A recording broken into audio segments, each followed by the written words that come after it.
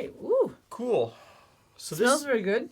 So this is a naturally leavened or sourdough Okay. panettone. Can I peel the paper off this side? Yeah.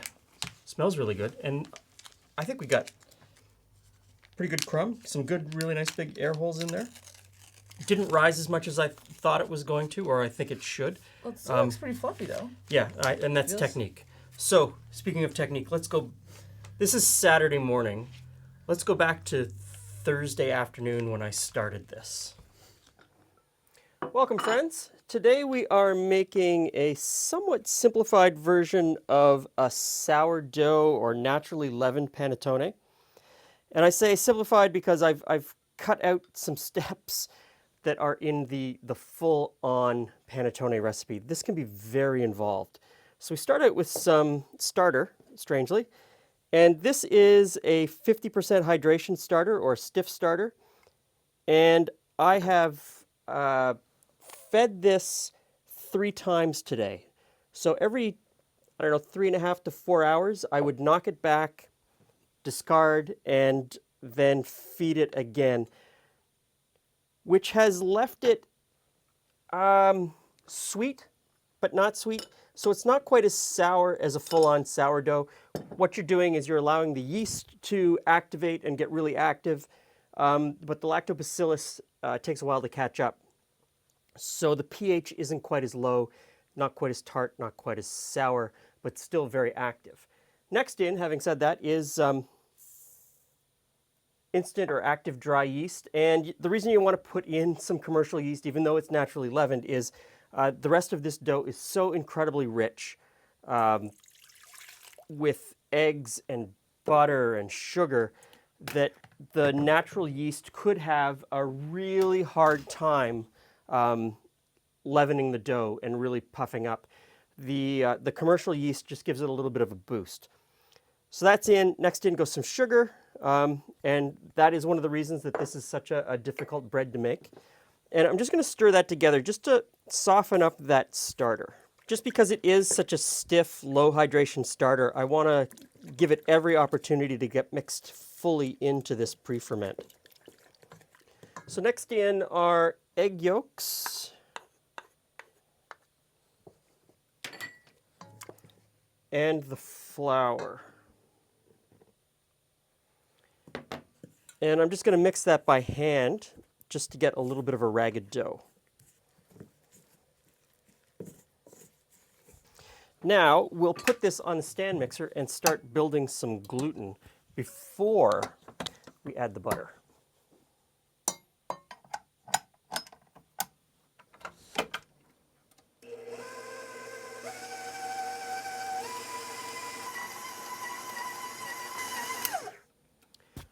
Now we put in the butter and then put this back on and probably give it another 4 or 5 minutes of kneading.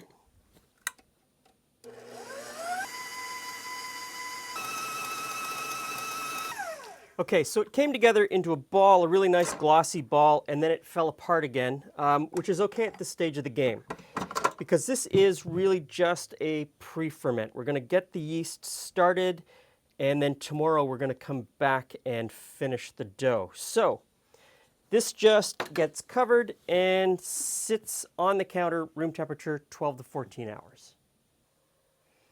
And there you go. About 12 hours have gone by, and the pre-ferment has tripled in size, which is what we're looking for. So now we can move on to the final dough. And to the pre-ferment, we just chuck in some flour, salt, 2 more egg yolks, and the flavorings. So I'm going to start off with, this is orange extract,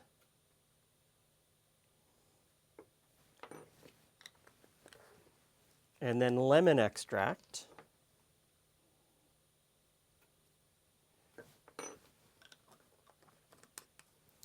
and then vanilla extract.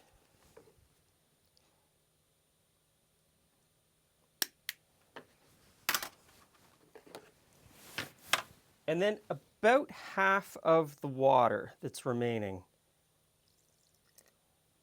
And this goes onto the stand mixer again.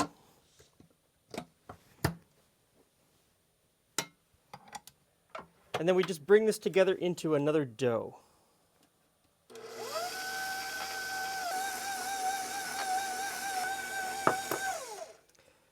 Now with the mixer running, you just add the sugar in a little bit at a time until it's fully incorporated. You can dump it in all at once, but I found it doesn't mix quite as nicely.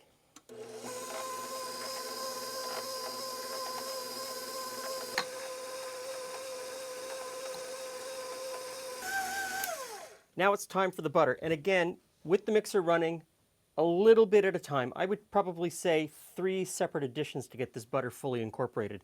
Don't force it. Don't try to make it happen too quickly. Just let the dough come together on its own.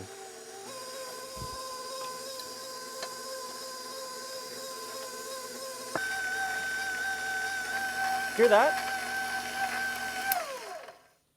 I think I've burned through another KitchenAid mixer. That would be KitchenAid mixer of this size.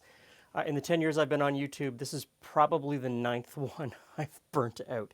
Anyway, so the dough is looking really good. Now we add a touch of honey. And the honey is for sweetness, but it's also brings its own really nice kind of flavor to the whole mix. So we put that in, and we've still got this much water that we have to add. So I'm going to turn the mixer back on, and as the honey incorporates, I'm slowly going to incorporate the rest of the water into the dough.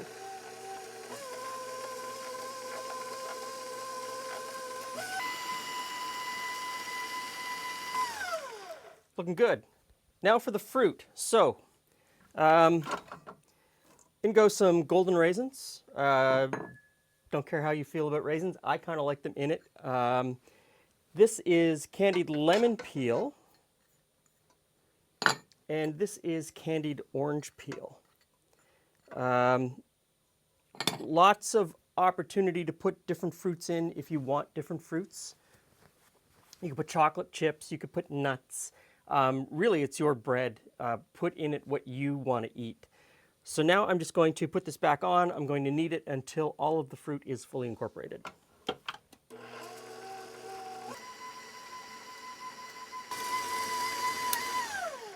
Great. So at this point, it is a fantastic looking dough. And I'm going to transfer it to this bowl.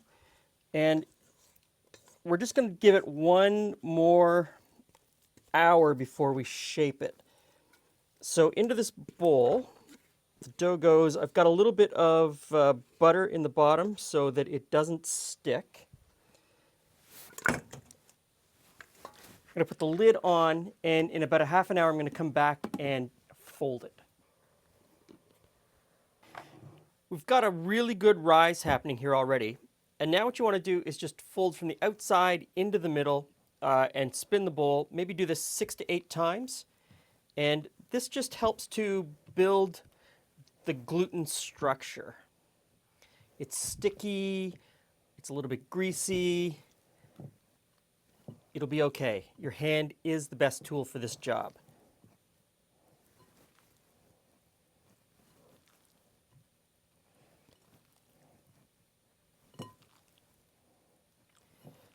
Now, put the lid back on and let it sit for another half hour.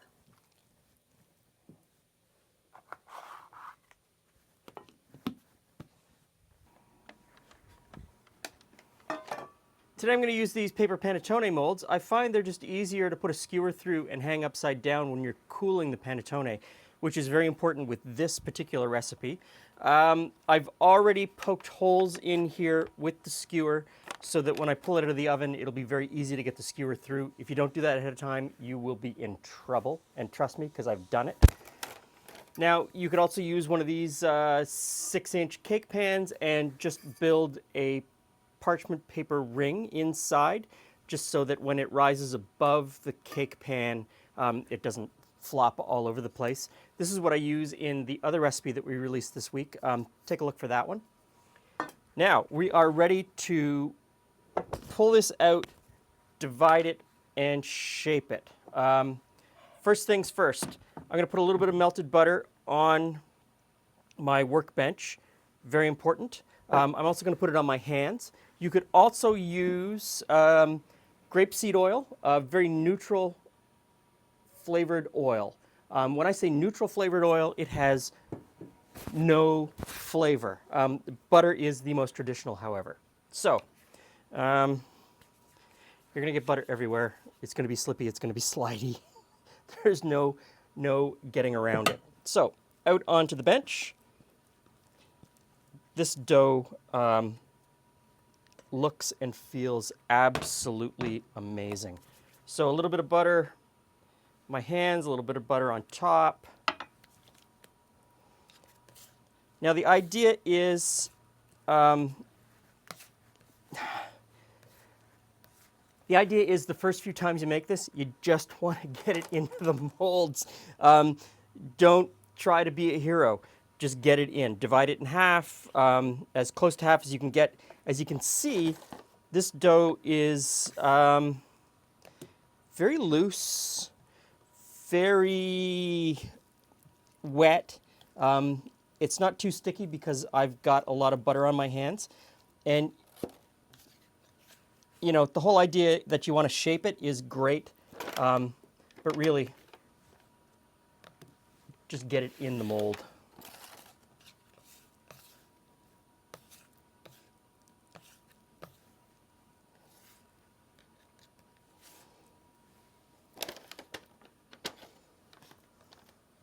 There. Now, I'm going to lightly cover those with a little bit of saran wrap. I'm going to leave them on the counter here in the kitchen studio. Temperature inside the kitchen studio is just over 30 degrees Celsius. And this rise at that temperature could take 5 to 8 hours. It's one of those things you just have to keep coming back at about 4 hours, come back and poke it and see if it has proved enough.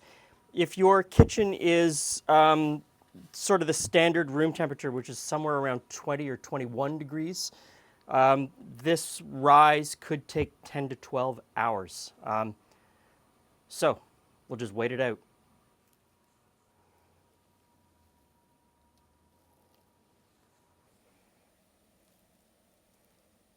Look at that. These have risen very nicely, and you have a couple of options at this point. You can slash the top and put a little bit of butter inside the slashes. You could glaze the top and put nuts or sugar crystals or something else to really make it nice and beautiful.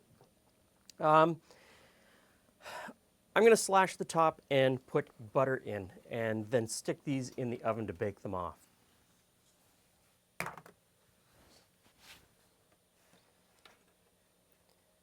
So after I pull these out of the oven, I put the skewers through and hang them upside down to cool. That keeps them from collapsing. And so this hung upside down to cool for about 12 to 14 hours. One of the mistakes that we made on the last Panettone video was that we cut into it too early, and that the steam escapes and it dries out a little bit and it doesn't last as long on the counter. It was really good in that moment, though. Really good in that moment. So let's have a slice and see. Let me just, yeah. There you go. That wasn't easy to cut. There we go. That's very soft. It is very soft. Look at that. That's always nice. Yeah, that's pulls apart really nicely. Oh. Tastes really good.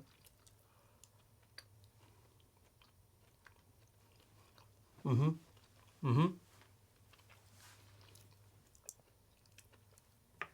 That bread is amazing. That's really good. So as much as I didn't get the crown that I wanted, I am super happy with it. That is technique. Yeah. Totally technique. There you go. Crumbs all over your face. We did say it was soft and crumbly. So apparently I've demonstrated that. Thank you. This is an incredibly technique-driven bread. Technique and time. Yeah. And technique is... well, you know what? Even without great technique, this is pretty good. Still amazing. So I would highly recommend this recipe if you have a sourdough starter. And if you don't want to play with a sourdough starter, make the other recipe, which was different. I don't want to say it wasn't as good, but it was different. Yeah.